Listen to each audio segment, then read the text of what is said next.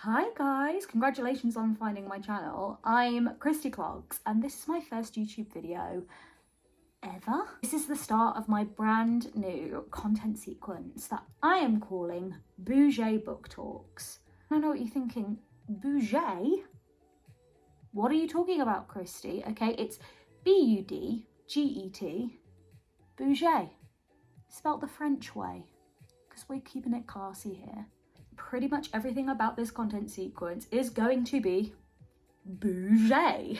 For example, I'm currently filming this sat on a cushion on the floor with nothing but my iPhone and a light tripod that I bought from B&M. Cheap and cheerful doesn't have to mean low class, okay?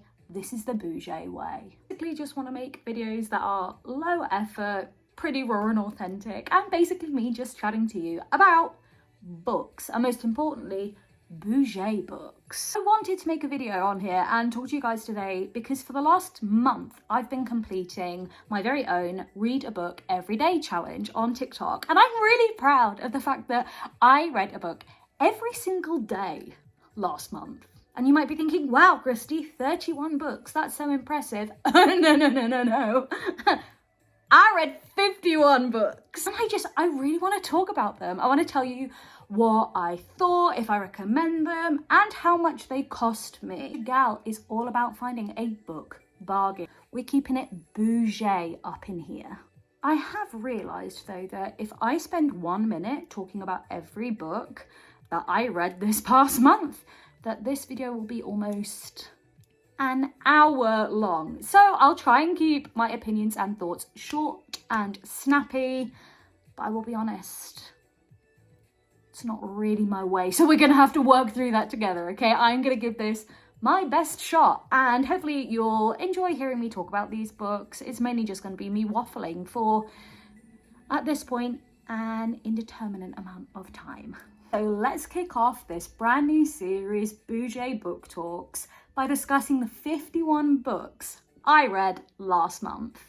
Now, I'll be totally honest, I planned to show you these in chronological order, keep it nice and neat, but I'd organised them into piles. I had kept them neat and organised, and then I wanted to post a picture of the books on Instagram, and so I moved them all into colour order. So that has gone completely out the window.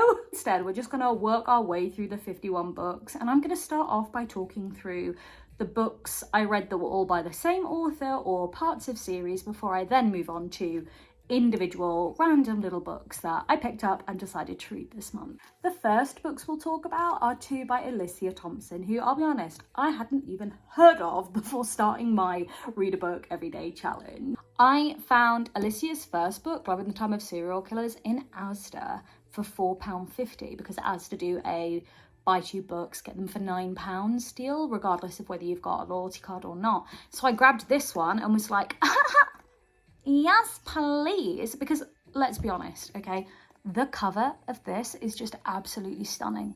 Why would you not want to buy this? It looks like some kind of comic book. It's giving me 80s vibe. This is a really cute standalone romance novel about a girl who's doing her PhD thesis on media surrounding serial killers, who moves into her dad's house after her dad has just passed away in order to clean it, tidy it up in order to sell it, who bumps into a neighbour on the road who is he's just a bit too nice. He's conventionally good looking.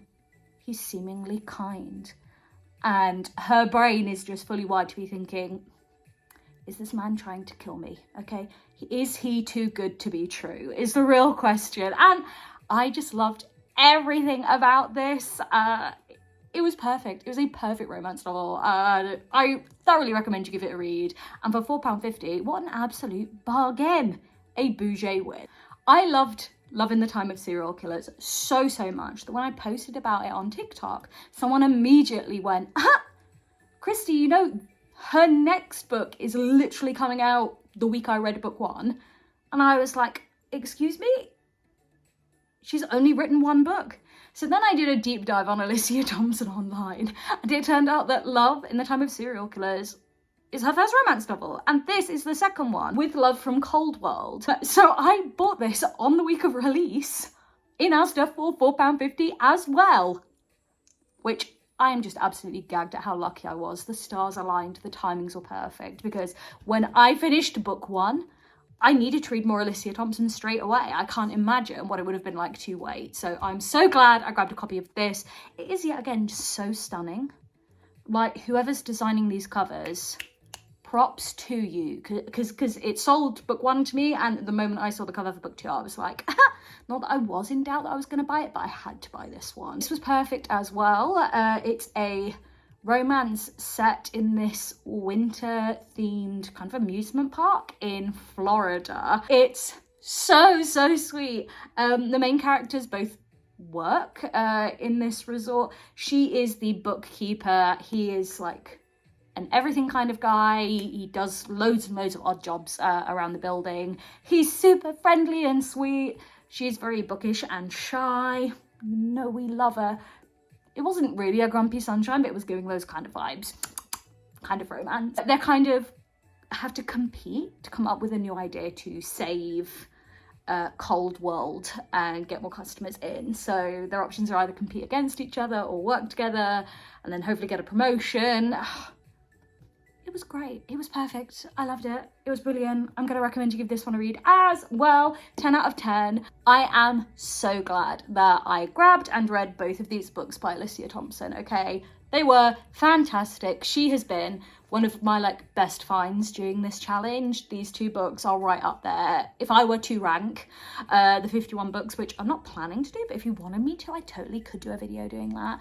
These would be up so high, literally obsessed. And for a collective price of £9, hella bougie books. Oh, next in my pile, I have two books by Sarah Adams, who you may have heard of from her book, The Cheat Sheet, which did really well. I saw it all over BookTok. I've got a copy of it, bought it, read it, enjoyed it. So I grabbed these, and I got both of these from the works for what equated to £2 each, because they were both available at different times on the works. £3, £4, £6 deal. So they were bargains anyway, and you don't mind taking a gamble on a book when you're only paying a couple of pounds for it. They are part of a new series by Sarah that are all themed around different Audrey Hepburn movies. This is book one, and this is themed around Roman Holiday. She is a really famous musician. She wants to take a bit of a career break, and because she loves the movie Roman Holiday, she decides to jump in her car and drive to the nearest Rome, which happens to be Rome, Kentucky, where her car breaks down in front of the house of a very handsome, very grumpy local pie maker. Oh, and it's just so cute. It's lovely. I adored this. It was really sweet. I will, however, tell you that this book, book two in the series, I enjoyed even more. Okay, this one is inspired by Funny Face, I believe. She is the pie maker from book one's youngest sister, and he is the bodyguard of the musician from book one. And she decides that she's having no luck in the romantic arena and could do with basically having a teacher or a guide into the world of romance, and it ends up being Will. This was so sweet. This was brilliant. I thoroughly recommend reading this, and I mean, it helps having read book one. So I'm going to tell you, both of these were amazing, and for a combined price of £4, you can't not try and get your hands on them, okay? They are amazing. I'm super excited to read the rest of the books in the series. Sarah Adams is on to a winner with these two, and just the world of Rome, Kentucky. I don't actually know if it's a real place, but it's so cute in these. Next up, we have two books by Taj McCoy. We have Savvy Sheldon Feels Good as Hell, and Zora Books Her Happy Ever After.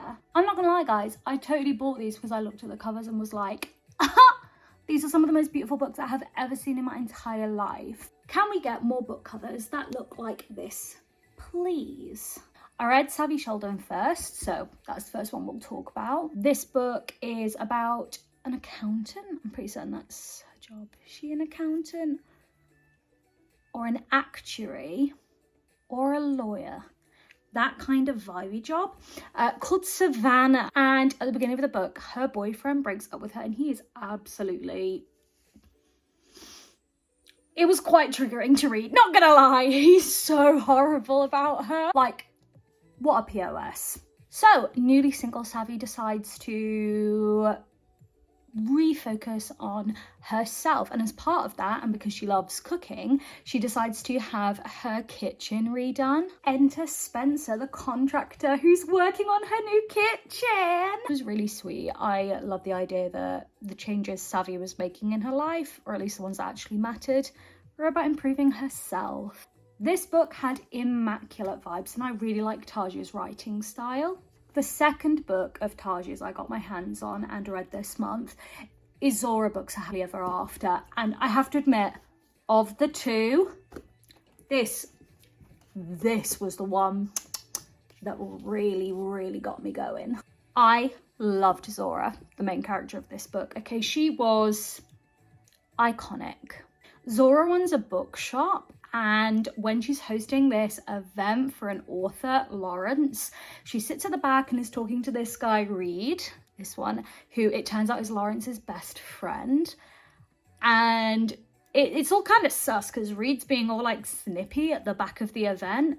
And when she's talking to Lawrence, who is her favourite author, he's just not kind of how she expected him to be.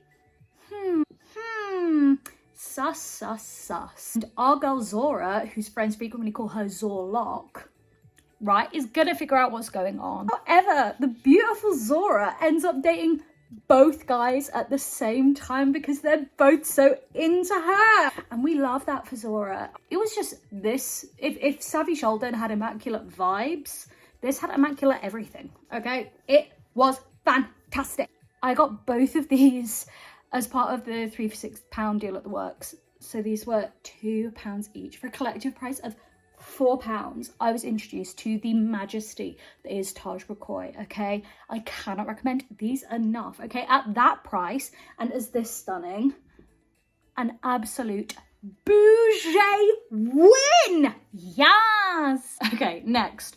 We have absolute worldwide sensations. The Chestnut Springs books by Elsie Silver. I'm actually pretty late in getting on the Elsie Silver hype train, and let me tell you, I am riding it full steam ahead. These books are amazing, okay? And I don't have book 4, but I did read it as part of this series as an ebook.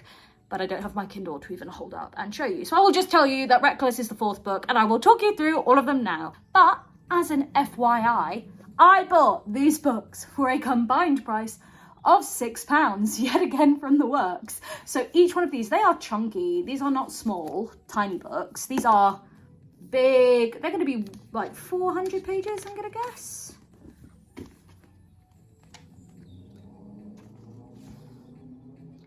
$397. God, I'm good. I'm definitely keeping this in the video. I need to prove that was savant-esque level. How many books do you have to just read to, by the weight and the thickness of it in your hands, go, this will have, within three pages, I guessed how many were in this. See, I know what I'm talking about, guys. But anyway, this series is set in Chestnut Springs in Vancouver, Canada. I don't know if it's a real place, guys, but let me tell you, I need to move there, okay? I need to live there. The slogan that I keep hearing said, both within the books and then outside about them, is save a horse, ride a cowboy, wear the hat, ride the cowboy. And now I see cowboys in my dreams. Book 1, Flawless, is about a rodeo cowboy. I don't know if that's what you call them, but he rides like bulls in a competitions. And his name's Rhett, and his agent's daughter is basically sent to babysit him while he is doing these competitions because he got caught on camera complaining about not liking milk. When one of his major sponsors is a milk company, and thus the forced proximity romance can begin. There was a moment in this, or in fact moments plural, involving whipped cream, when my jaw dropped. I've got a pretty high tolerance for spicy stuff in books, and we were, it's not even bad, it's not even like, oh my god, so many chili peppers, they did filthy stuff in this. They didn't. It was just, it was written so well, it was so hot. Okay, this was fantastic. Okay, I have gone around and physically been telling people, like, you have to read the Chestnut Springs books, and the thing that always flies off in the back of my head is, you're telling all of these older women, friends of your mother's, to read what is, I'm not gonna say the word because I don't want this video to get demonetized, but adult material, faux show. And it's brilliant, okay? This is a winner. This, I can't believe I only paid £2 for this book. Book 2 in this series follows Rhett's older brother, Cade, who is, he's miserable, okay? He's like down in the dumps. He's a single dad running a ranch, okay? And Summer from book 1, her best friend Willa, comes to basically babysit Cade's little adorable son Luke, okay, for the summer while Luke's not at school. And let me tell you, I love single parent romance. I love single mothers, single fathers, finding someone who's going to come in and not only complete them, but complete their family unit, okay? And I knew when I met Cade in book 1 that I was going to be enjoying this book, you know? If book 1, the scene involving whipped cream is iconic, there is some stuff involving a hot tub in this that I broke out in a sweat. I had a visceral, physical reaction to it. I was like, ooh. It was brilliant, okay? Oh, I wasn't sure I was gonna like it as much as I did book 1 because I loved book 1, and I'm delighted to tell you I did. I really loved this book, and I only paid £2 for it. Book 3 in the series is Powerless, and it follows the Eaton brothers' cousin Sloane and the Eaton brothers' best friend Jasper, who is a professional ice hockey player. They've been like really good friends for years, and on her wedding day, Sloane finds out that her fiance's been cheating on her, and so Jasper swoops in, saves the day, and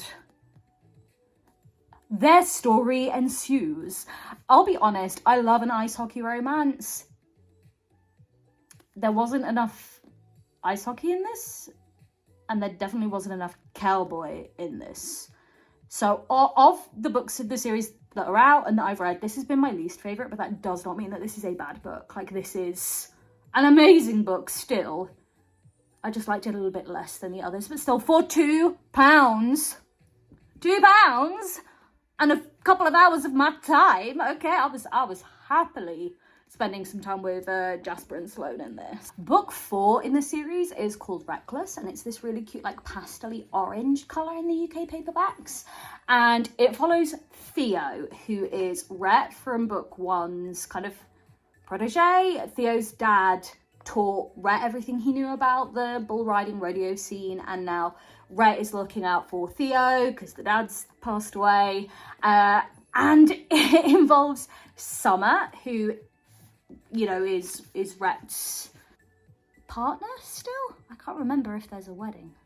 I've read so many books this month. But yeah, Winter is Summer's sister, and she and Theo basically have, I don't want to spoil it, but at the very start of the book, they spend a night together, and it is an accidental pregnancy romance. And I know not everyone is like a massive fan of the accidental pregnancy trope, but your gal is, okay? Oh, let me tell you, okay, I thought I would struggle.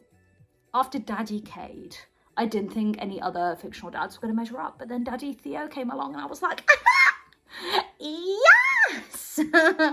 It was perfect. It was back on form. I think Powerless was a very good book, but not quite a like, oh my god, one of the best books I've ever read, like books 1 and 2 were. Book 4 is. Reckless was. Okay, overall this series is perfection. Okay, there's a bit of a dip with Powerless, but that could just be me. Okay, but Reckless, phenomenal. And well, I may have got that one like really cheap because it was just an ebook. For £6, I'm so happy that I have discovered Elsie Silver and the Chesnut Springs books because they are amazing. And now I somehow need to go and meet a cowboy. Unfortunately, there aren't many here in England, but you never know. Would it be bad to organise a holiday just around wanting to meet a cowboy because I've read these books? Maybe, but your gal's got no shame. Although a holiday to America wouldn't be very bougie, would it? Next, I want to talk to you about the Magnolia Parks books, okay? Because these were insane, absolutely bonkers. Now, the way that it works is that the main characters of each of these books, Magnolia and Daisy, they kind of have what I believe are their own series, right? These two books run and occur concurrently. The Magnolia Parks books kind of, I don't want to say come first, but you should be reading Magnolia Parks first, and then Daisy Haites you read second. So really, you should read this book 1, this book 2, and then they have sequels, but they don't have matching covers for this yet. So I've only read these 2, but there's a second Magnolia book, there's a second Daisy book, and it's meant to go 1, 2, 3, 4. And there's even more coming out from Jessa Hastings. And I'm so excited because these were really, really good. The marketing wrapper for these is if Made in Chelsea and Gossip Girl had a baby. And let me tell you, that is 100% hitting the nail on the head with these. Magnolia Parks follows the titular character, who is a Chelsea-based London socialite who has the absolutely messiest relationship with her ex-boyfriend BJ, who she has broken up with. They are no longer a couple because he cheated on her with an unnamed but Magnolia guesses woman. And the main arc of this story is Magnolia pretending to move on with this lovely, sweet, amazing guy called Tom England, and not being certain if she is actually falling in love with Tom or not, because it's really hard for her to get over BJ, who is her first love and still best friend. Everything about this is messy, okay? It is a perfect mess, and I let out an audible gasp when you find out who BJ cheated with, because he and Magnolia are, it's like they're meant to be together, but also absolutely not, okay? And it even got me really confused about my feelings, because cheating is it is the only thing on the list of things that I could never forgive. I'd be like, absolutely no. And actually BJ doesn't ever really help himself. You get a lot of chapters from BJ's point of view, and I actually don't know if I want them to end up together. Some people feel really, really strongly about Magnolia and BJ, and they're obviously like magnets, okay? They keep coming back to each other, but it's not good. It's not good for them. It's not good for anybody else. I just have very strong feelings about this book. And Magnolia is great, but she is also super infuriating. And I imagine if I knew her, you would either love her or hate her. By the end of this book, I loved Magnolia. But then I read Daisy's book, and I'm really, really, really glad I read this book first, because I would not have liked Magnolia at all if I'd just started with Daisy's book.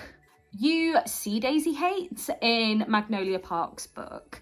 Her older brother Julian is in with and friends with the Magnolia Parks crew. He's this like London gangster. Daisy is his younger sister, and she is going out with Christian, one of Magnolia and BJ's best friends. Problem is, Daisy's going out with Christian. Daisy is in love with Christian.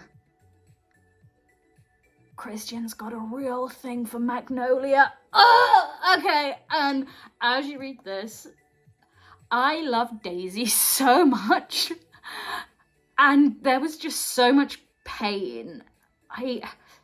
Daisy was brilliant. Daisy was amazing. I found it hard to like Christian because, just like BJ. These men are just causing these women so much pain, and they don't appreciate what they're doing. They don't appreciate, and they're not trash, but they kind of are trash.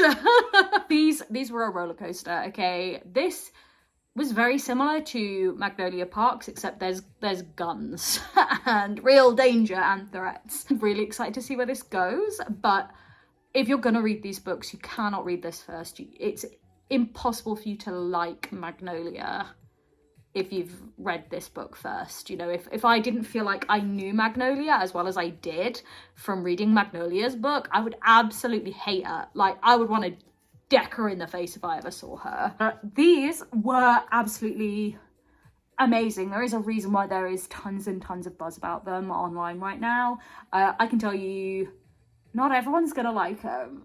They are so messy. It's stressful an experience reading these. It is not a pleasant read, in the same vein that reality TV is often not a pleasant watch. Okay, if you enjoy trash TV, you're going to adore these books, because that's what this is. This is for my Made in Chelsea, The Only Way is Essex, Gossip Girl, like all of those messy kind of reality TV, but also like not. They're elevated above.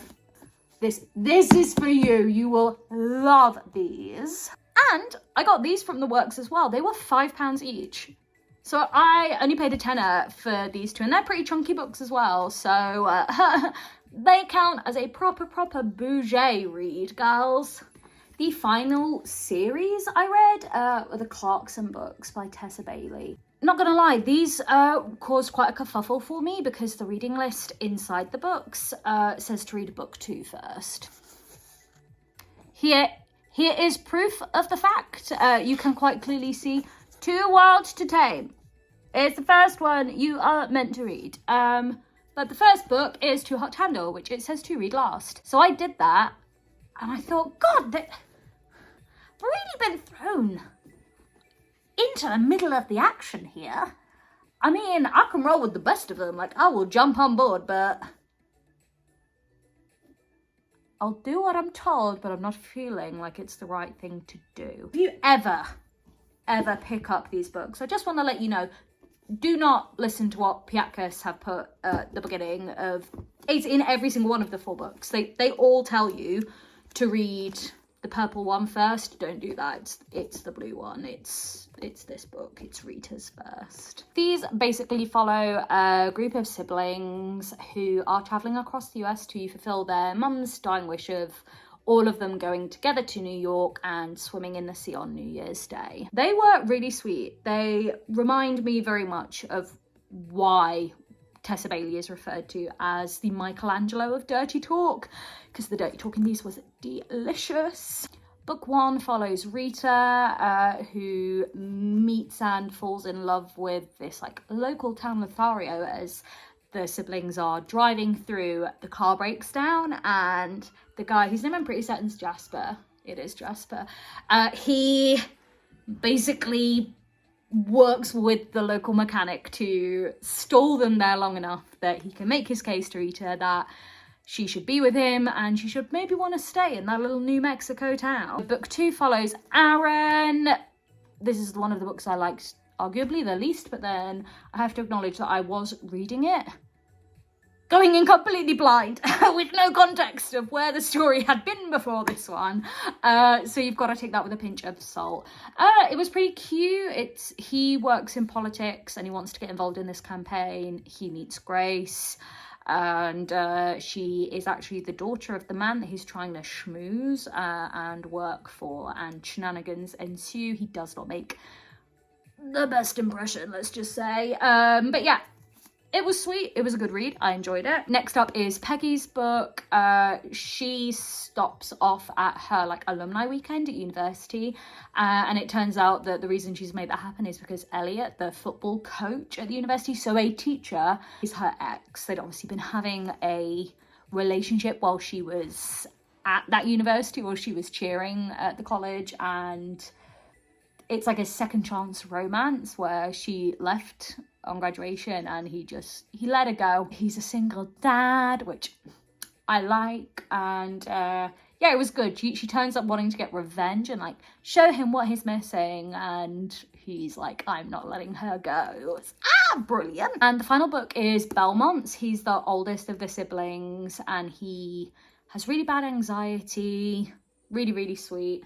And Sage is Peggy's best friend. She's been on the trip with them all the way through for some kind of support. And it turns out she's actually gone along because she has to go back home to her parents, and she's been keeping her past on the down low. And in all the books up to this, you know that Belmont is like head over heels for Sage. And so when she tries to split up and go home, he obviously follows her and has to deal with all of her family drama. Of the 4 books, I'm going to say this was my favourite. This was really good, and it was a really strong ending to the series. Even though I read it as the penultimate book. Still mad about that. Like every Tessa Bailey book out there, these are great. I really, really enjoyed these, and they're beautiful. Like, I love the Larry colours, and the fact that they've still got these illustrated covers is great, because all of the other Tessa Bailey books I've got are published by Avon. These are Piatkus books, but the Avon ones all have these illustrated covers as well. So when I get home and I add these to my shelves, it's not gonna jar. It will go with all of the like big blockbuster Tessa Bailey books everyone else has. I got 3 of these. I got these ones from 66 Books, which, if you haven't heard of them, is a warehouse in Hemel Hempstead that open their doors once a month.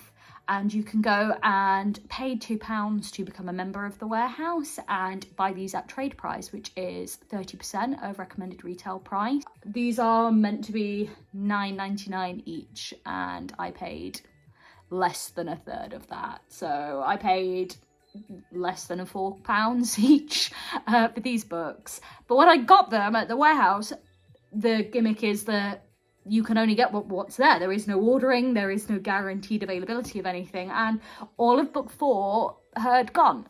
There was no chance for me getting book 4, and they're really hard to get their hands on in the UK. So I posted on TikTok about it, and one of my followers actually sent me this. Pamela sent me a copy of Too Beautiful to Break. So I got this one free from Pamela, and that was really, really kind and really, really sweet of her. So the series is going to stay with me a lot longer than it probably would have done if I had just read them, because of the unique way I got all the books. The fact that I went to 66 Books, I drove in my little car very, very early on a Sunday morning to go and get books 1 to 3, and the fact that my follower Pamela sent me them, the 4th one in the post. So they were great, and by definition, hella bougie are going to be here forever if I take as much time as I have talking about all of the individual books as I did these series.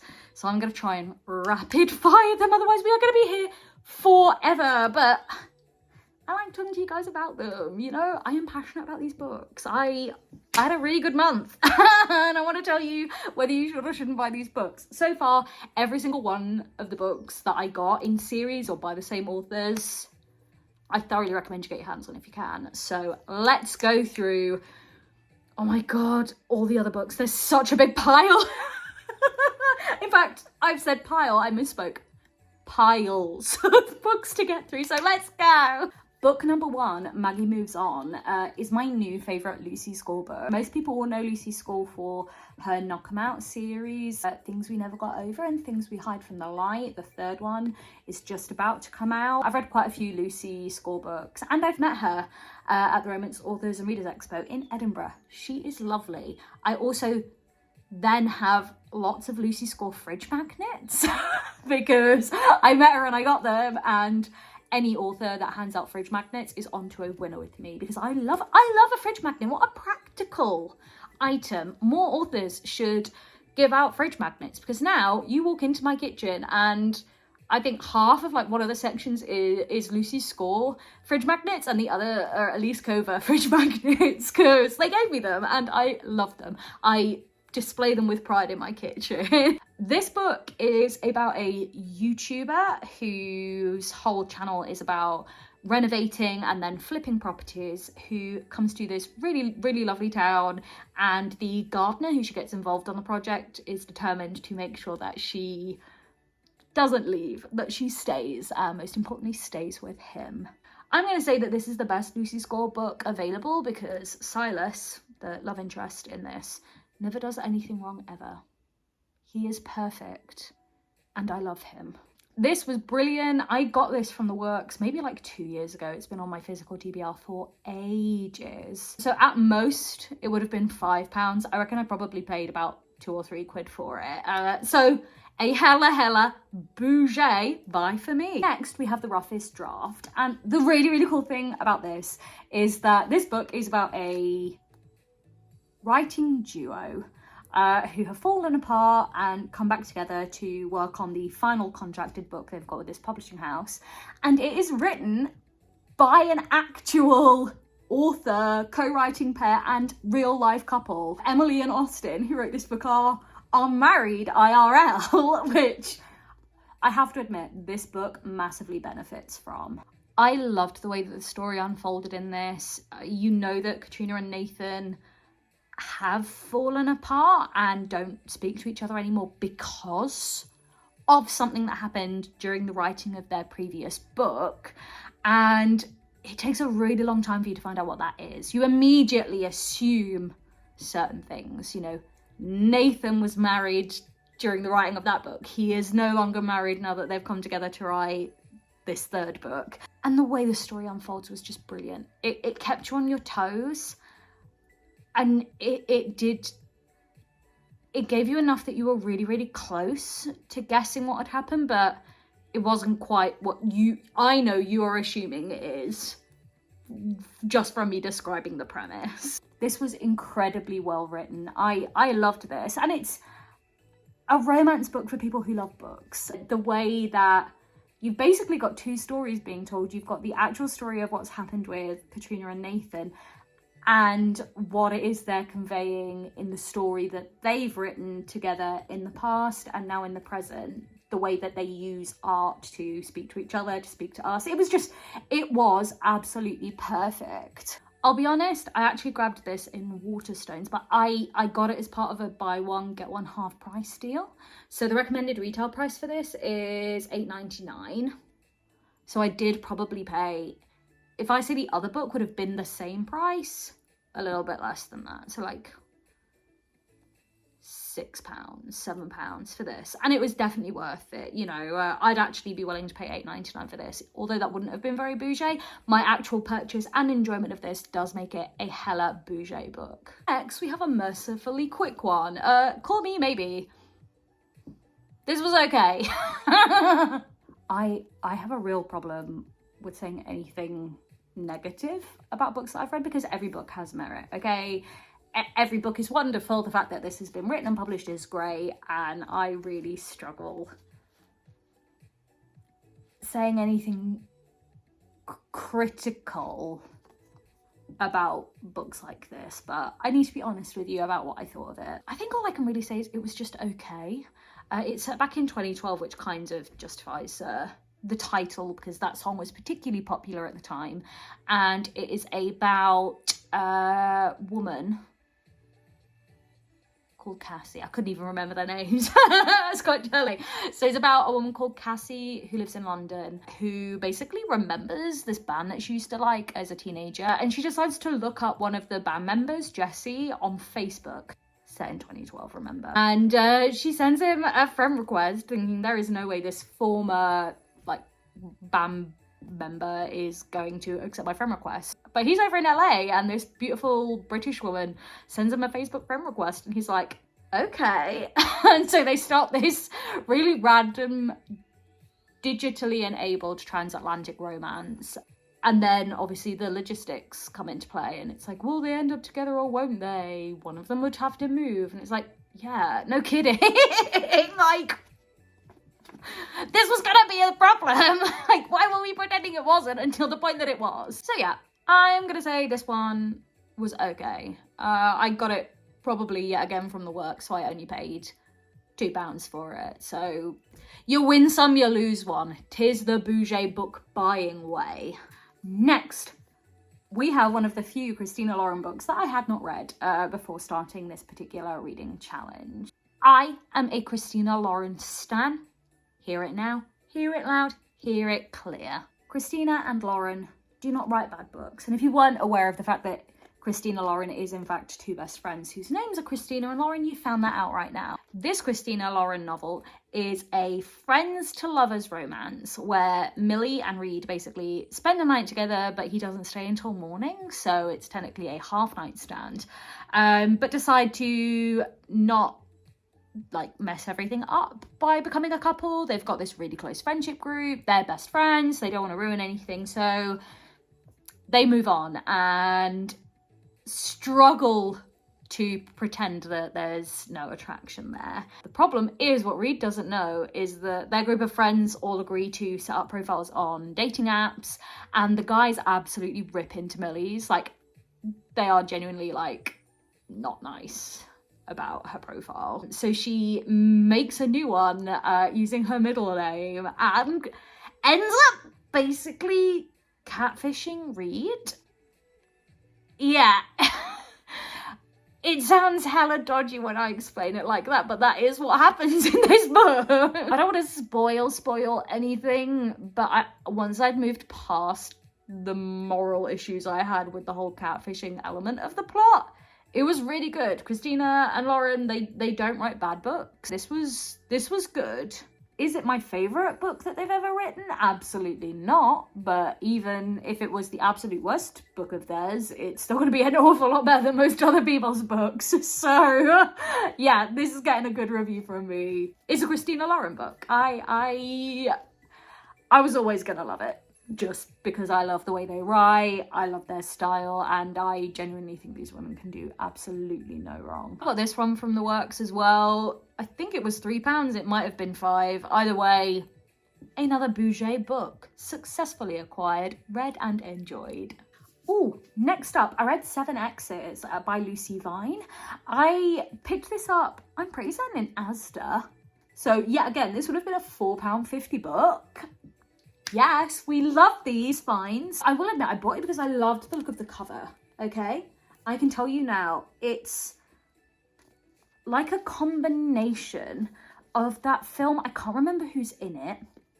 I think it's Anna Faris. I'm pretty certain Chris Evans is the love interest, but she reads an article that says, oh, there's only this many kinds of boyfriends you could have had. So she goes back and is like, oh no, I've slept with all of the amount of people that I should have slept with. One of them must be Mr. Right. So she goes back and revisits all of the guys that she's slept with before. Okay, this is basically that, combined kind of with a certain element that I really liked from Scott Pilgrim versus the World, which is the fact that this is not called 7 Ex-Boyfriends. And I respect that. I liked this decision. I read it as part of this challenge because I'm going to meet Lucy this month. She's doing some events with Elena Armas. So I was like, actually, I like being able to go to the signing bit after an event and have a book for like both of the authors that were involved. And I'm so glad I did, because whilst reading this, I realised that Lucy Vine is clearly also a Durham University graduate. The main character in this, Esther, is basically going back through time, through all of her exes, so she tries to figure out which one was actually Mr. Right all along, because according to this magazine article, she finds you only ever have 7 kinds of love. And when it goes back to her university years, she's at Durham. I was like, oh!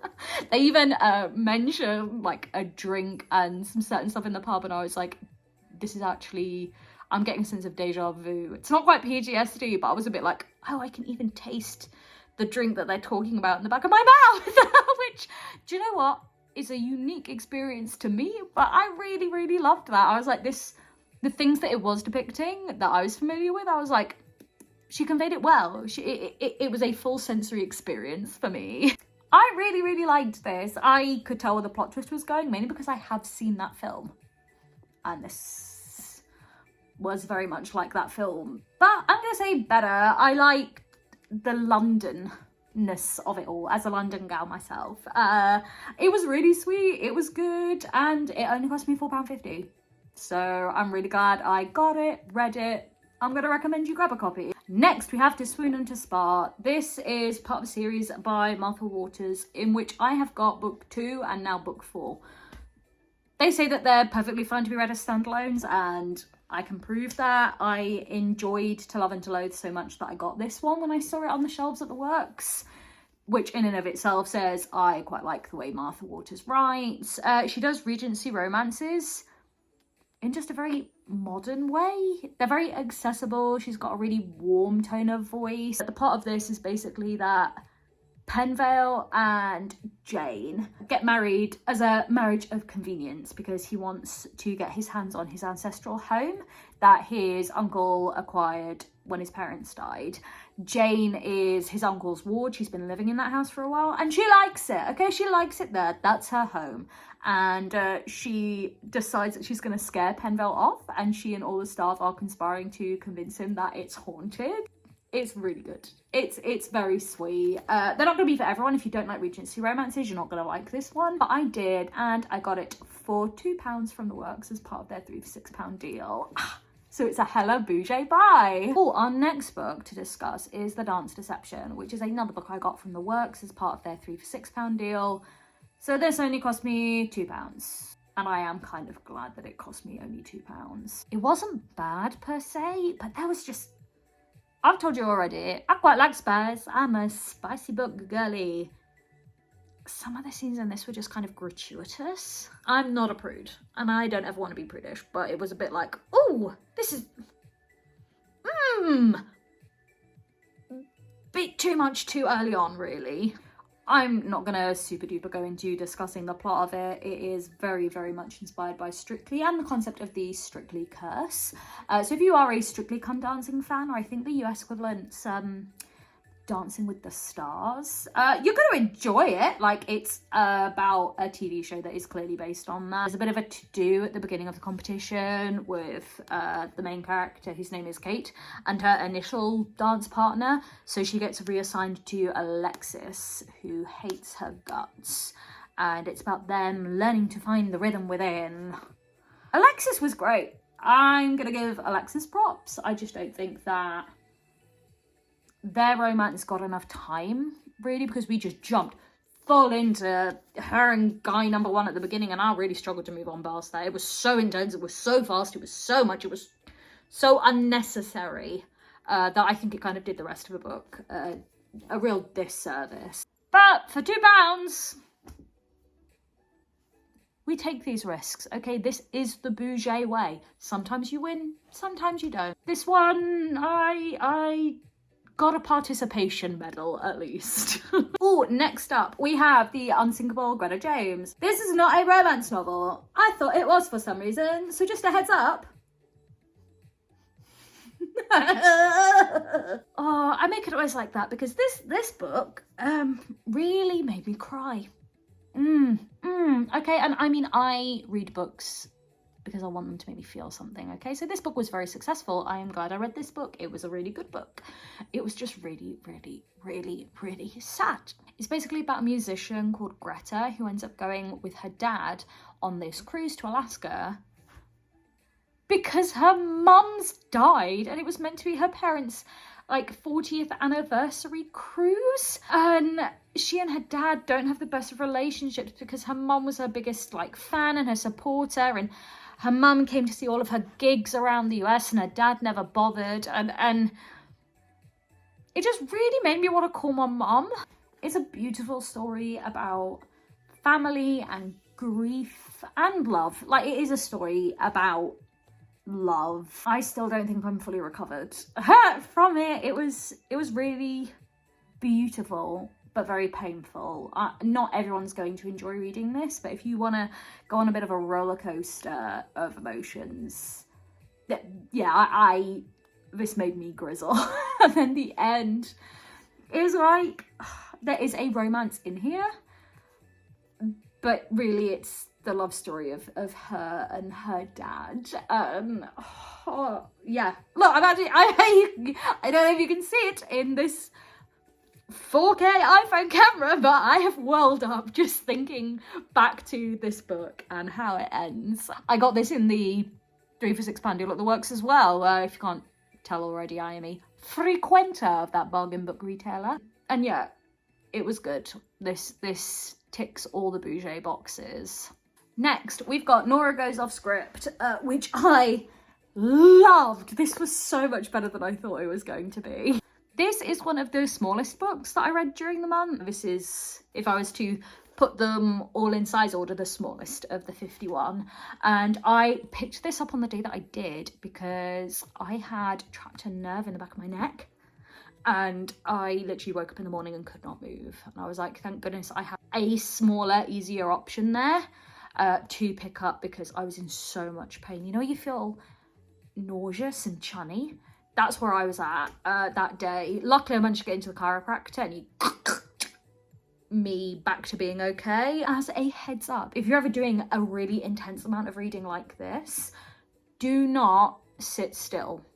That was my mistake when I spoke to the chiropractor. I thought it might have been because I'd been sat like this and then brought my head up and maybe I'd trapped something in the back, and he was like, your neck moves fine. It's meant to be in every possible angle it can be.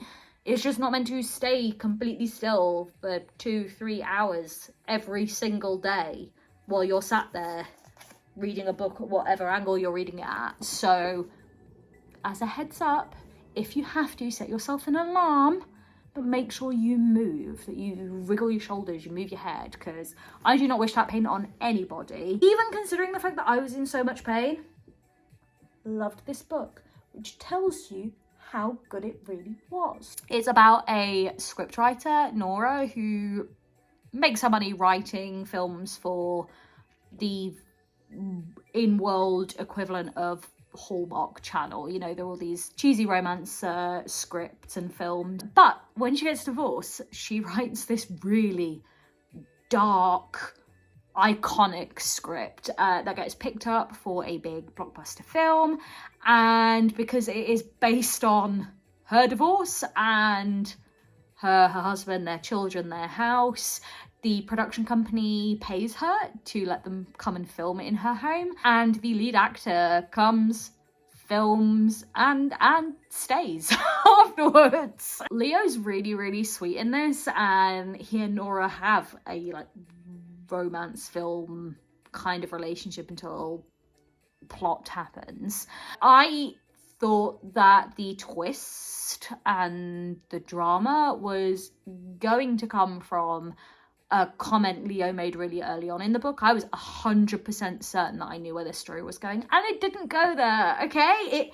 It had a different twist, and I was like, oh, okay, you got me. This does not happen often. I am not frequently tripped up, so kudos to Annabelle, because she actually got me. This was really, really good, and for, yeah, again, £2 from the works, an absolute steal. Yeah, this was a bougie win for me. Next, we're going to talk about Taste Like Shakkar. I think it's pronounced Shakkar.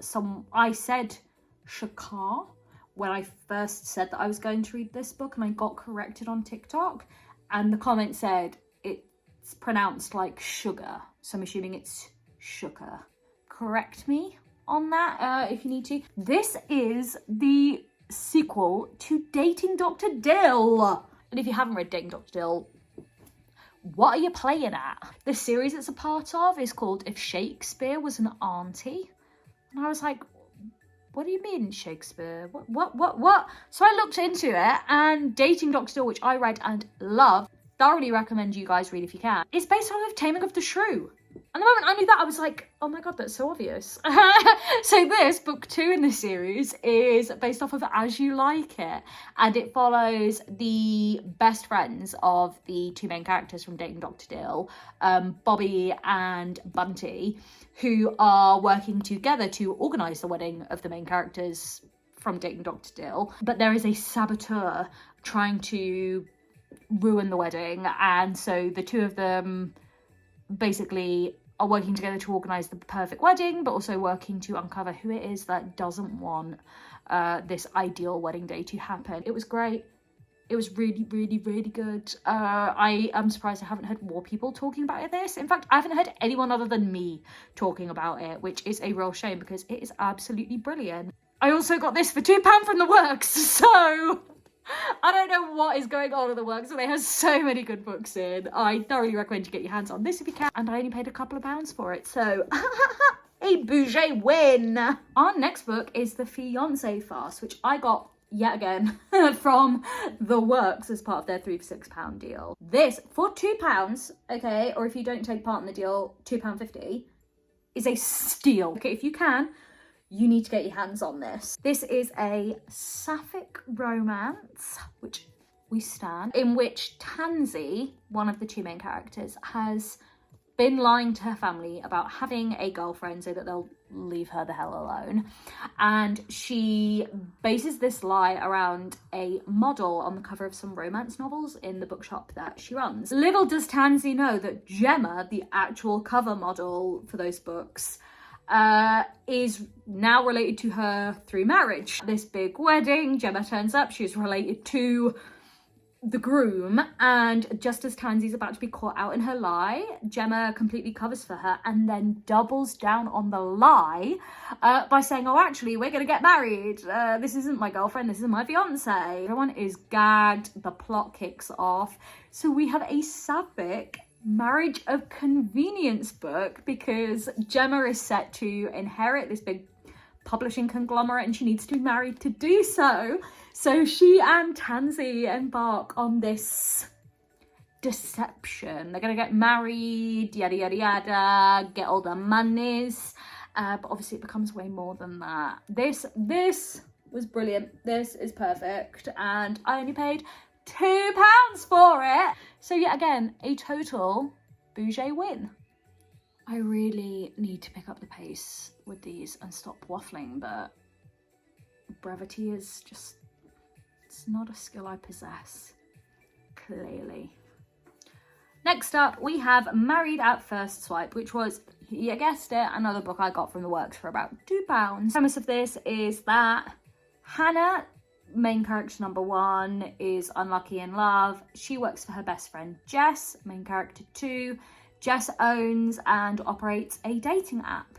So as part of a marketing PR gimmick, they decide that Jess is going to use the dating app that they run together to find Hannah's perfect man, and Hannah is going to marry him sight unseen. This book, unfortunately, suffers from the fact that Hannah is really, really boring, and Jess's chapters in this are fantastic. So I spent half of the time reading this, slogging through Hannah's chapters, desperate to get back to Jess's. I was way more invested in Jess's marriage than I was in Hannah's wedding and subsequent marriage.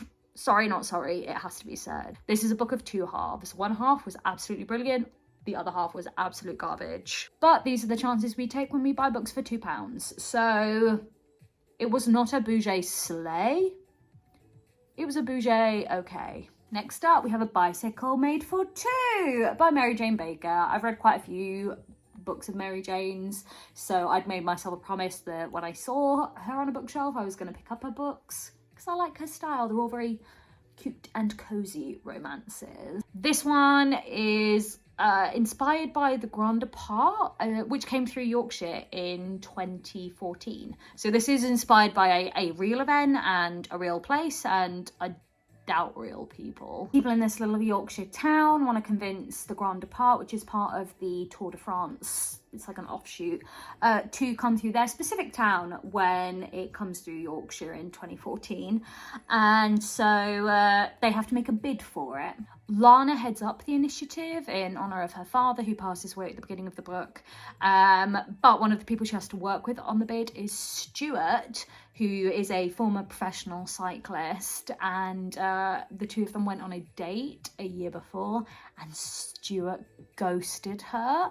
Oh, so it is like a forced proximity, enemies to lovers, but in this really cute, wholesome Yorkshire village. It was just quaint. It's a quaint enemies to lovers romance, if that makes sense. And I feel like its depiction of Yorkshire was absolutely brilliant. I have spent quite a lot of time there. I've done lots of hikes up through the Yorkshire Dales, and this painted a lovely, lovely picture of somewhere that I think of very, very highly. This totally did it justice. So kudos to Mary. This was a good one. I did actually buy this from Waterstones.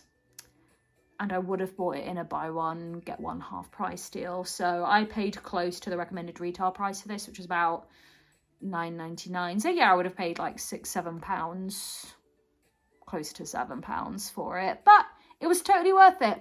This was really sweet. Oh, this next book, Yours Truly, is actually the last book I read. I literally read this on the very, very last day of the month because it had only just come out. Okay, it had only just come into the works. So yet again, one that I paid £2 for in the 3 for £6 deal. I cannot believe that I only paid £2 for this. I love Abby Jimenez, okay? She is such a talented author. She has never written a bad book ever in her life. And this was giving me like cutesy, way less stressful and depressing Grey's Anatomy vibes because they're both doctors. Brianna and Jacob were adorable. Brianna's brother needs a kidney, and Jacob's just like joined her ER. He is kind of inadvertently competing with her for like the head of ER position. So initially she hates him. She's like, oh, the new guy's come in and now he's trying to take the job that I feel like I've earned. But he's not that way at all. He's like absolutely riddled with anxiety, and he's like straight off the bat, the moment he realizes Brianna's brother is waiting for a kidney donor, he's like, test me, because he's a good guy. Okay, he is a good man. He is then basically going to be saving her brother's life, but he doesn't want her to find out, which is so sweet. They basically get to know each other by penning each other these really cute little letters, because he's really anxious and he doesn't know how to talk to her in real life because he's so intimidated because she's beautiful and smart, and he made a bad first impression. He knows that, so he writes her a little note explaining that he's a really anxious person and he's really sorry he made a bad impression, and she starts writing back to him, and the romance starts through those letters. Then it turns out that he's a match for her brother's kidney, and oh, it's like he's her hero. It's brilliant. And she agrees to fake date him to get his family off of his back because his ex-girlfriend is now marrying his brother and he doesn't want his family worrying about him. And she is like, you are literally saving my brother's life. I would do way more than pretend to be your girlfriend for like in exchange for that. And so the whole like the then romance premise of it all is that they both think that the other is only interested because of the deal. Obviously that's not true. This was amazing. Like, I still haven't given everything away. You need to get your hands on this if you can. It's available at the works now. Like, it's literally just become available. I got it straight away. I've read it straight away. It was absolutely perfect. This, one of the absolute best bougie book buys that I did, and one of the best reads I did for this challenge by far. Next up, let's talk about Fling. One of my favourite songs of all time is Escape, better known as the Pina Colada song. Is basically this book in a nutshell. The main characters in this basically both download an app that is a dating app for people who want to cheat on their spouses, and they end up catfishing each other. I don't really feel like I'm spoiling anything by telling you that. It's what's written on the back of the book. That's pretty much all that happens in this book. This book suffers from the fact that the best friends in it, his and hers, are just way more interesting than they are, okay? This is a partial slay. This is okay only because I was really into how much it was giving me the vibes of my absolute favourite song ever. I'm certain I got this from Asda, so this was only £4.50. Wish it had been one of those £2 books though, you know, but que sera. They can't all be slays. So yeah, this was okay. If you like the Pina Colada song, then you too may somewhat enjoy reading this, but it was just okay. Next up, I'm going to talk to you about some books that I don't physically have, just so that I have a break from holding books up to the camera all the time. I read 4 books. Well, that looks like 8, but I read 4 books that I don't physically have with me right now because I have packed them up and put them in a suitcase to take to Florence with me in a couple of weeks for the Romance Authors and Readers Expo that is happening over there. Now, I've read quite a lot of books by Tessa Odette. Her Entangled with Fae series is really sweet.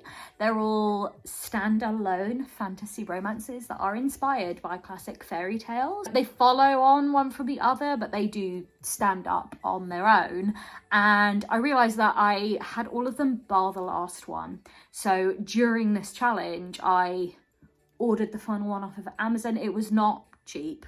at all because it's an independently published book, but I went through the effort because I was going to meet her and I wanted the physical version to go and get signed. A Dream So Wicked was absolutely brilliant. It was great, just like all her other books are. It was inspired by Sleeping Beauty. 'Twas an absolute slay. I was really glad I read it. But then, inspired by that, I found out that Tessa had written a prequel series called The Fae Isles, set in the same world that is kind of alluded to in each of the individual Entangled with Fae series books. So I bought myself a chunky compendium of the 3 books. I literally read that entire trilogy in a day. It was that good. It's basically set in the same world as the Entangled with Fae series, but 100 years before, I think. And you have the island, it's split in 2 parts with a magical barrier, and I want to say 100 years. It's very hard to do this without having the book to sense check what I'm saying. But I think every 100 years or so, the humans south of the border have to essentially sacrifice 2 young girls to marry Fae north of the border. And the book starts off with basically that happening. We've got a marriage of convenience, we've got forced proximity. The 3 books follow the same couple. It is basically the story of how they end up irrevocably changing the Isle and making it the world that you see in Entangled with Fae. It was absolutely fantastic. I'm actually going to say I enjoyed the Fair Isle trilogy more than I've enjoyed the Entangled with Fae books, purely because it was allowed to be a stronger narrative because it had 3 whole books to be working with, which isn't the Entangled with Fae books' faults. It was just a bigger, more comprehensive, neat and solid story because it was one couple all the way through. Yeah, it was absolutely fantastic. I mean, if you've not read any Tessa Rouda, I thoroughly recommend you do. She writes very accessible fantasy romance. It's all very warm. There is still danger and excitement, but it still feels quite cozy. More so for the Entangled with Fae books than the Fair Isle trilogy. But the Fair Isle trilogy was absolutely phenomenal. If you like ACOTAR, you're gonna like them. If you're an SJM girly like I am, you will 110% like the Fair Isle trilogy. It was giving me, especially the beginning section of ACOTAR vibes, Hundy P. They're the only other ones that I don't physically have copies of. So yes, imagine I'm holding up books for this section. Back to the books I do have physical copies of though, and let's talk about Last Time We Met. This is a former friends to lovers romance. Yeah, that's pretty much all I want to say about it. It was alright. Pretty certain I got this one from the work, so I only paid £2 for it. Thank God. Main characters, Eleanor and Finn, were just like, meh. It was like this was trying to be Love in Other Words by Christina Lauren, but no book is Love in Other Words by Christina Lauren, you know? Eleanor and Finn were best friends and they haven't spoken to each other in like 15 years and you don't know why, and then they end up in the same place at the same time together and everyone's expecting them to still be buddies, and they work through what is basically like the most overblown miscommunication trope in the world.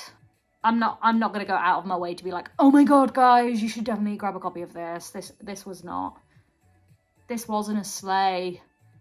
I'm gonna say it was just about okay. I wish I had saved myself the time, really. But for £2, could have been worse. Honestly, could have been worse.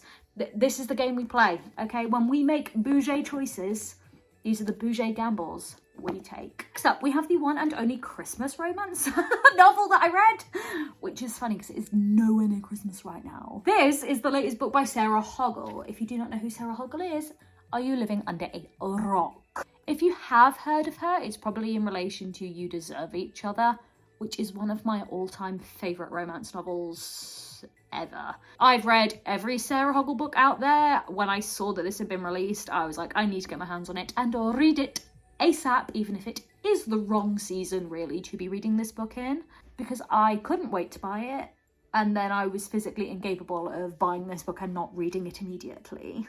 It follows a girl called Betty who accidentally summons the spirit of Christmas by playing All I Want for Christmas on vinyl backwards by mistake, and summons Hal, Edo spirit.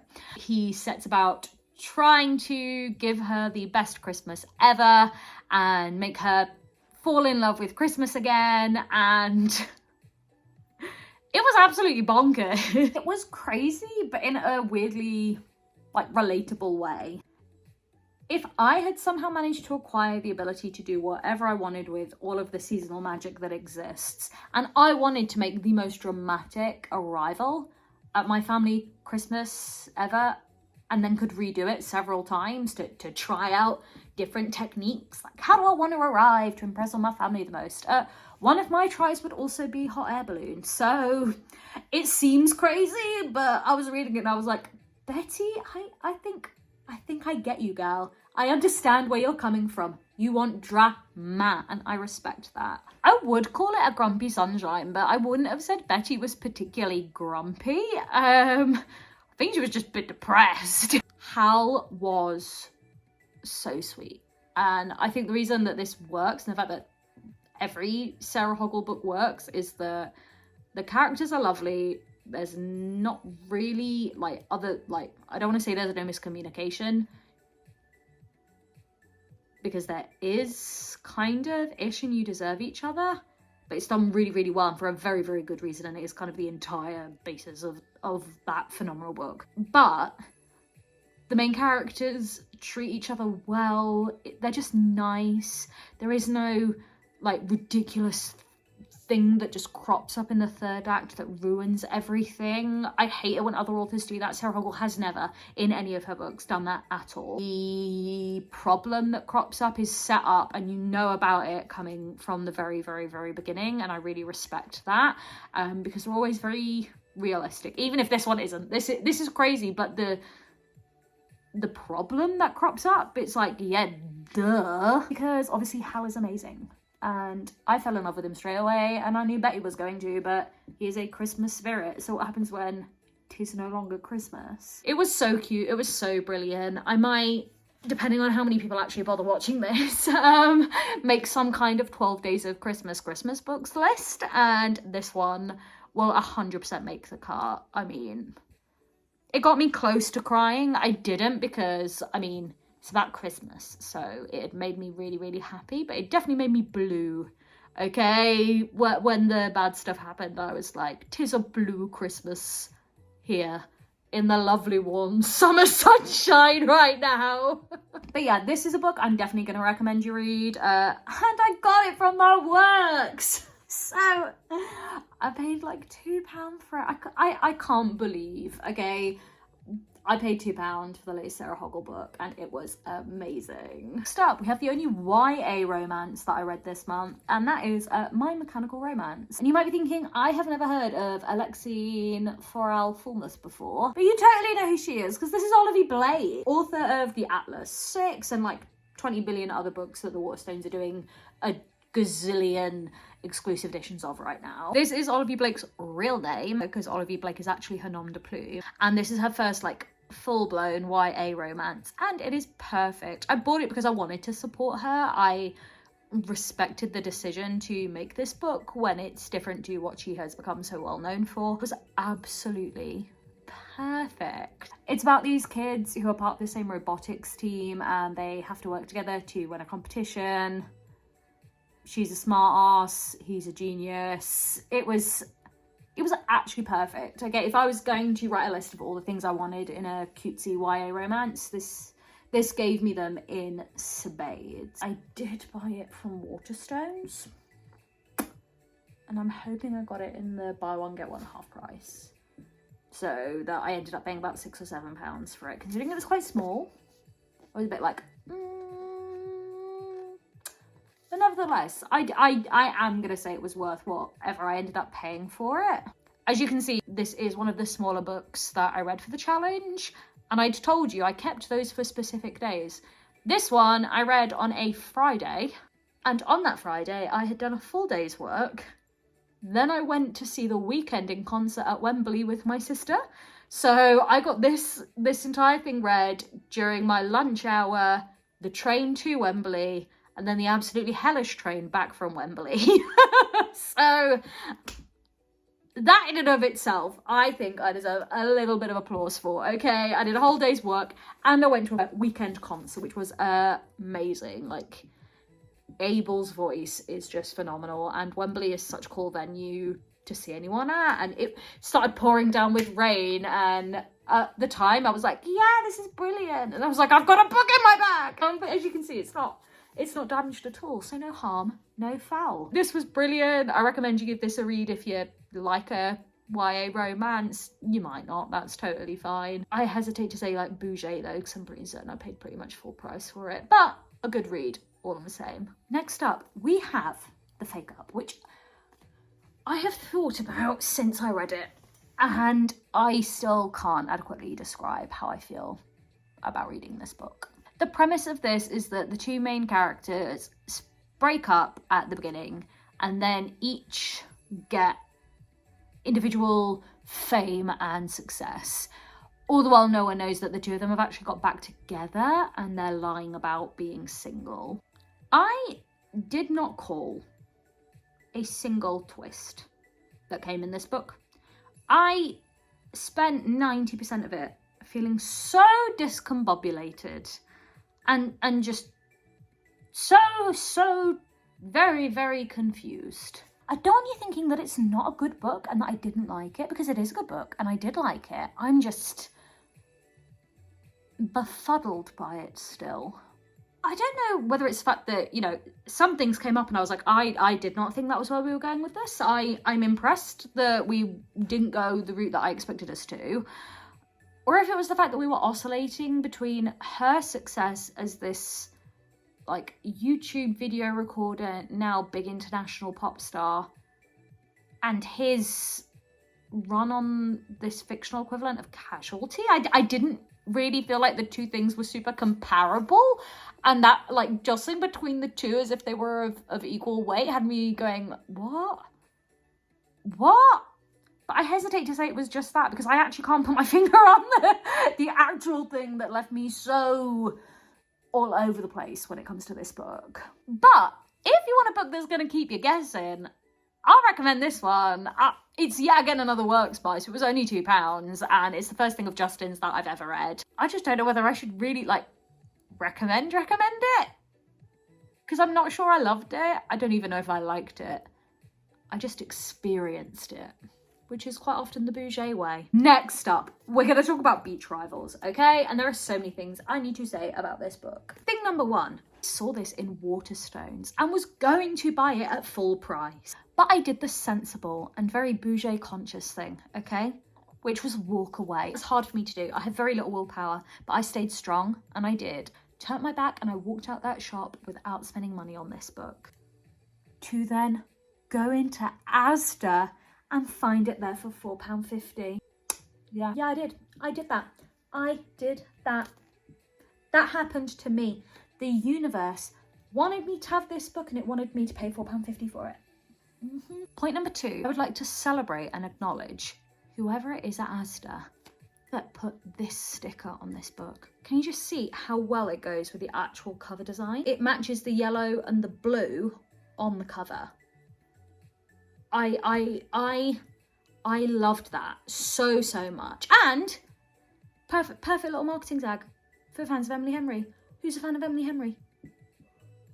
Me. I am. And guess what? I was a fan of this book too. This is fantastic. This follows Londoner Claire, who goes to Bali as like a work exchange to run a bookshop on the beach. But when she gets there, this American guy, Jack, is doing the same kind of working holiday, and they bicker and argue over how to run the bookshop. That is literally it. But this is a book for my book girlies, okay? It was brilliant. It was a bookish romance. That is a high accolade. This is for the people who loved book club, loved beach read. Sticker on here.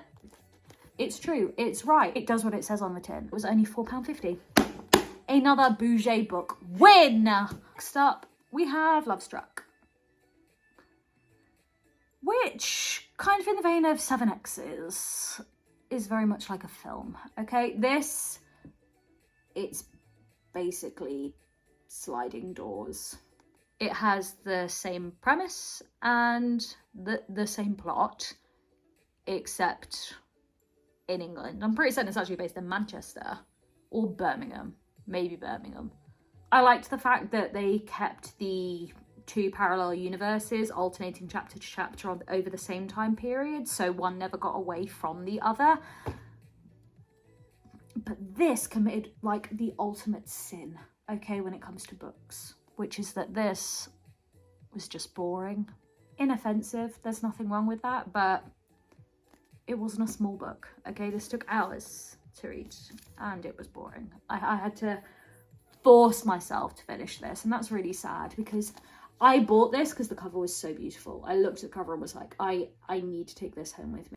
I did, however, only pay £4.50 for it because I found this in Asda, so you win some, you lose some. This was not a sleigh. Oh, next up we have Falls Boys by Penelope Douglas. I love Penelope Douglas. I'm honestly a Pen Douglas stan, and because Penelope Douglas is going to be at the Romance Authors and Readers Expo in Florence this month, I bought this book so that I could take it with me to Italy. It is in fact the only book by Penelope Douglas that I have not read and now own.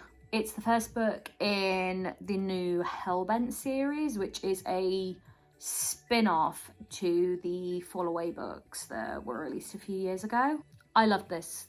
It's brilliant. Every Penelope Douglas book is absolutely brilliant. Hawk, the main guy in this book, his parents are one of the couples from the original Fall Away series, which I love. Everything about this book was great. I love the vibe of the new series. There's this overarching kind of murder mystery thing that Pen's got going on, which I am so here for. Arrow, the female lead in this book, had so much depth. I really liked her. I loved Hawk and I loved Arrow as well. This was a really good pairing. It's a world that I am familiar with. The only thing I am gonna say, and it's true of the Fall Away books as well, is you need to get over very quickly the fact that they're meant to be teenagers. That's the only like blocker here, and for some people they say I can't enjoy these books because the characters are 18. I'm like, build a bridge and get over it. Do that and then enjoy these books as they're meant to be intended. Another absolute slay from Pen, a 10 out of 10. A nice big chunky book as well. I did pay full price for this. I had to buy it off of Amazon. I've been sourcing all of Pen's books with a split across eBay, with a split across Amazon, wherever I could get them for the cheapest. I've been trying to get my hands on them. So with this, I can say yet again that I've read all of Pen's books and loved all of them too. Guys, there are still so many books to talk about. I have done this to myself. I have no one to blame but me. But I do. Couldn't I have read less books? Really? Okay, next up we have Crossed by Emily McIntyre. This is the latest book in Emily's Never After series, which are all dark romance novels inspired by different, I think, Disney films. I'm pretty certain Disney films, but the entities exist outside of Disney, you know? In case you can't tell by the cover, this one is loosely inspired by The Hunchback of Notre Dame. You can kind of say it's a dark romance based on Count Frollo and Esmeralda from The Hunchback of Notre Dame. But Amaya, the female lead in this, is an exotic dancer who is working at night to support her disabled brother. Father Cade Frederick is the Count Frollo kind of character, except he is a young, very handsome priest who is also a serial unaliver. It's dark, I'll give it that, but there's tons of romance in it too. I know not everyone loves dark romance. Dark romance isn't going to be for everybody, but I really like it. I can appreciate how far authors can push you within the safe space romance creates when they're writing dark romance novels, and Emily McIntyre does that really well. Look, I love a guy who is just obsessed with the female lead, is actually having a real a literal crisis of faith over how much they are attracted to a woman. I eat that up, and that is the basis for the romance in here. I loved this. I thought it was great. Every book of Emily's I've read so far has been absolutely great. If you want to try dark romance, if you are a dark romance fan and you haven't yet tried the Never After series, I'm gonna say, yeah, pick these up. The first book out was Hooked, which is based off of Peter Pan, and then there was Scarred, which was based on like The Lion King, and then there was Wretched, which was based off of The Wizard of Oz, but the main character in that, Evie, she's based off of The Wicked Witch. Loved that, it was so good. And then there was Twisted, which was based off of Aladdin. It was Jafar and Jasmine, I think. I might have made that last concept up. I can't remember. I'm pretty certain I'm right. Either way, they're all great. I've read all of them. This was brilliant. This actually... Oh, I was tempted to say it's my favourite, but I really like Wretched. This one's really good. This one's up there. And I got it for £5 from the works. So an absolute bougie slay. Next up, we have Too Late by Colleen Hoover. I know not everyone vibes with Colleen, but I set myself the goal of reading every Colleen Hoover book that I could. And this one was... okay. I understand that some people absolutely loved this, but I'm going to say it was kind of just an okay Colleen Hoover book for me. As far as I'm concerned, she either writes absolutely brilliant books, which are the ones she is best known for, and then she writes some that are just okay. And to be fair, if your worst is just okay, good for you. I managed to get this from the works as well, so at most I paid a £5 for it, and I'm willing to pay that amount for this book. Happy days. The tagline they used here, which initially piqued my interest, was that normally Colleen Hoover books say, by the author of It Ends With Us. This one said by the author of Verity, and I love Verity. I'll tell you straight off the bat, it's not as good as that. But very few books are, to be fair. I'm going to say it wasn't a total slay, but I'm glad I got it. Next up, we have See You Swear by Megan Brandy. This book was amazing. I got this from Asda, so it was only £4.50, and it's huge. Like, you compare it to the size of my hand, it is a chunky book, faux show. The main character of this has always been in love with her twin brother's best friend, so at the beginning of the book, when they're away for the summer, she and he spend the night together. He decides that his friendship to her brother means more than any relationship. He's like, I'm not interested, let's just stay friends, and he breaks her heart.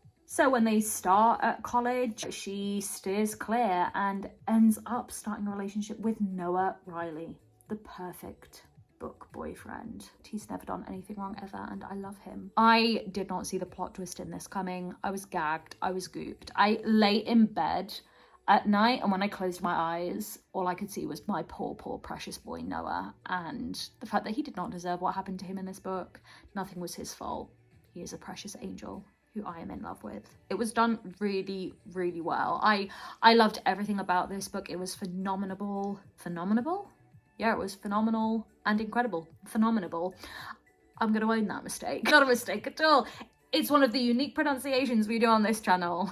In the vein of Bouger, we have Incredible as well. This was brilliant. I thoroughly recommend this, and for £4.50, literally insane.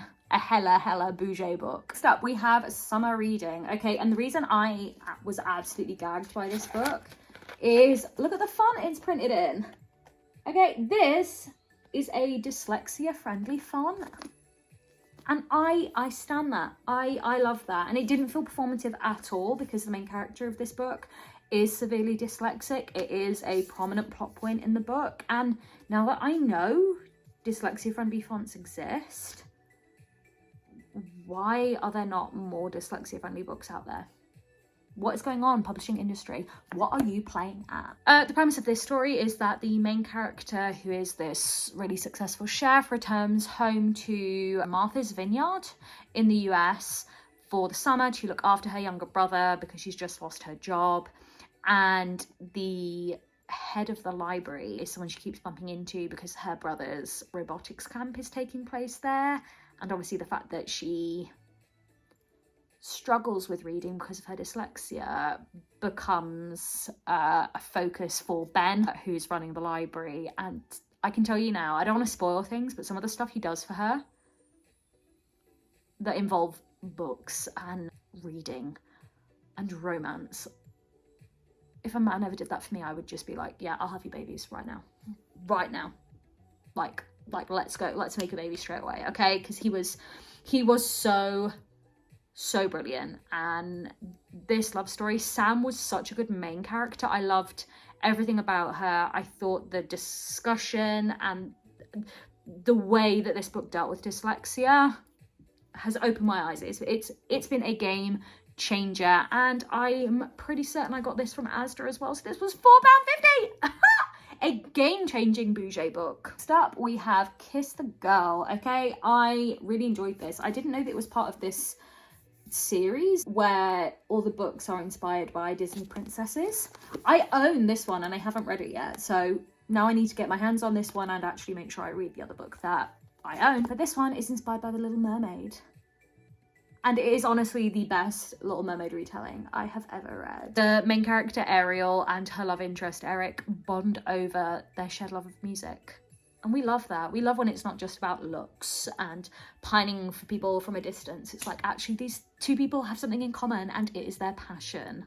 Ariel's part of this like super girl group who are all taking a year off, but their manager and dad has decided that Ariel doesn't get to have the year off that her sisters do. She's going to sign a new recording contract, so she escapes and ends up going on tour with Eric and his band as their merch girl, because they don't know who she is without her makeup and wig on. It was brilliant, it was perfect, and I got this from Asda, so this was only £4.50. An absolute slay.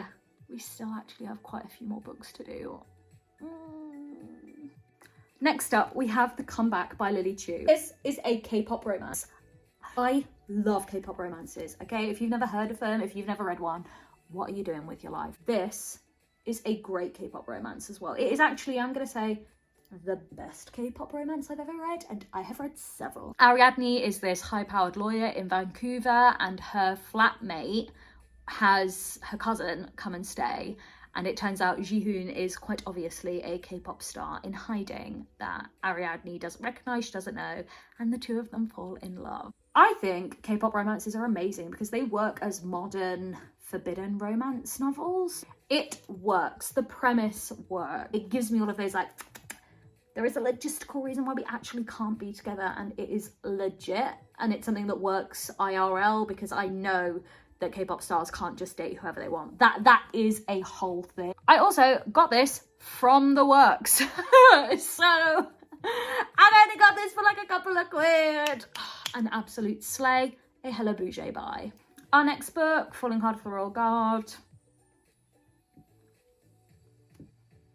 It was okay. Like, honestly, it was inoffensive. I love the fact that Megan, who wrote it, lives in the Tower of London, so it is a really cool depiction of what it would be like to live inside the tower. It has really cozy and cute London vibes, but that's pretty much where what I liked about the book ended.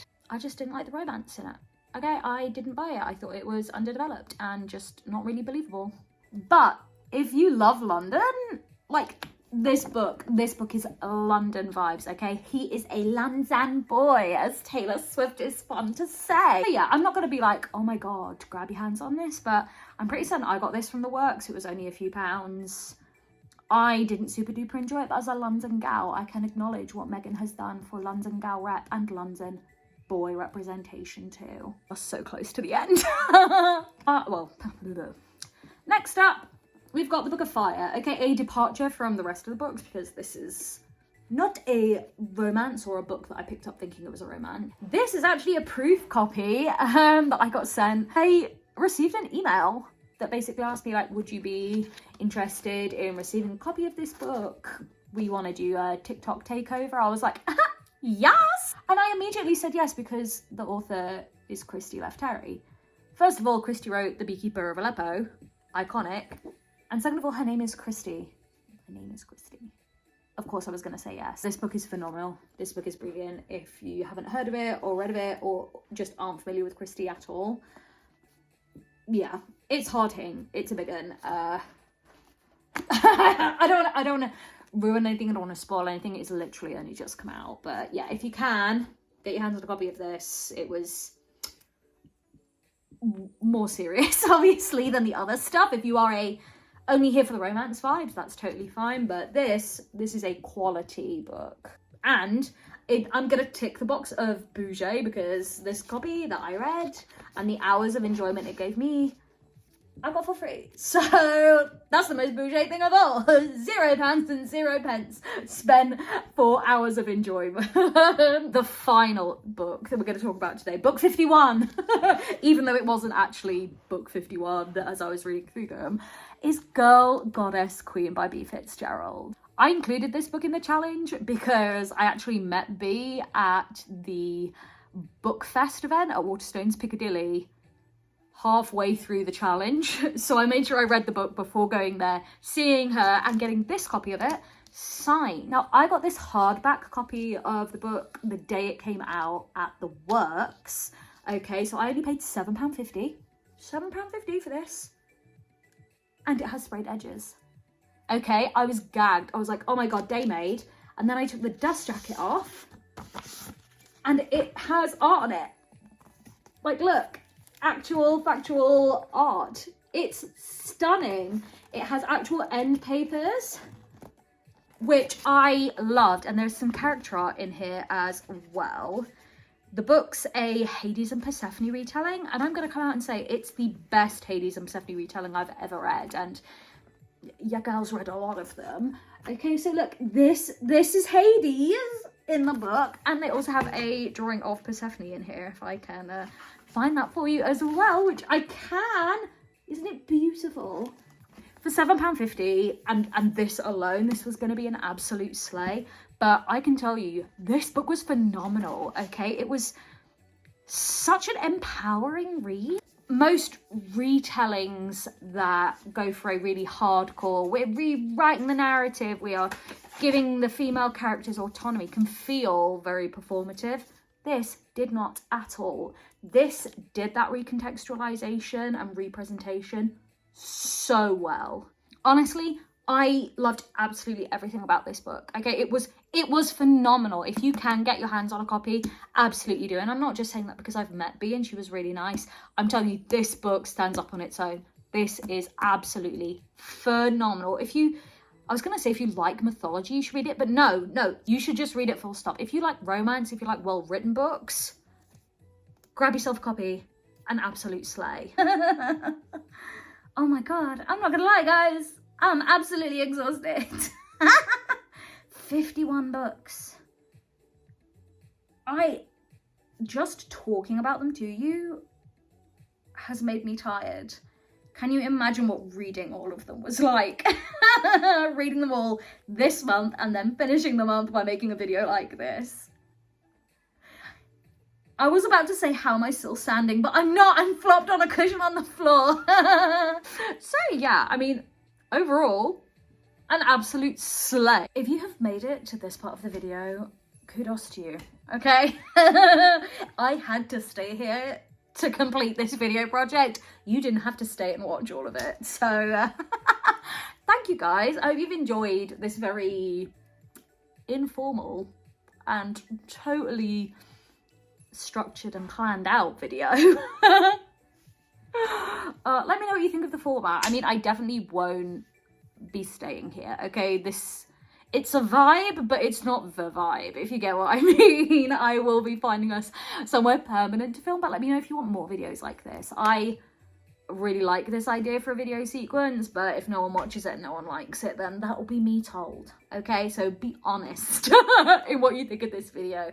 And if you've got to this point and the main vibe you've got from it all is, wow, this looks very shot on an iPhone, this looks very edited with iMovie, mind your business, okay? It's all bougie, okay? That's the vibe, okay? We are doing this the bougie way, and the bougie way means using what we've got to get things done. That's it. That's the video done. I've got nothing else to say. Thank you so much for going on this journey with me. And please, if you can, give this video a like and give me a follow, I guess. I mean, I'm sure I'll get better at making calls to action in the future. But for a first video, let me know what you thought, okay? Comment below, let me know, as people say, like and share if you can. But really, I just want to hear what you guys thought. Have you read any of these books, actually? That's what I really want to know. Or are you going to go and get any of these books now that you've heard what I've thought about them during this first ever Bougie book tour? Thank you, guys. I'll see you later, alligators. Best of luck, and don't be a stranger. See you next time.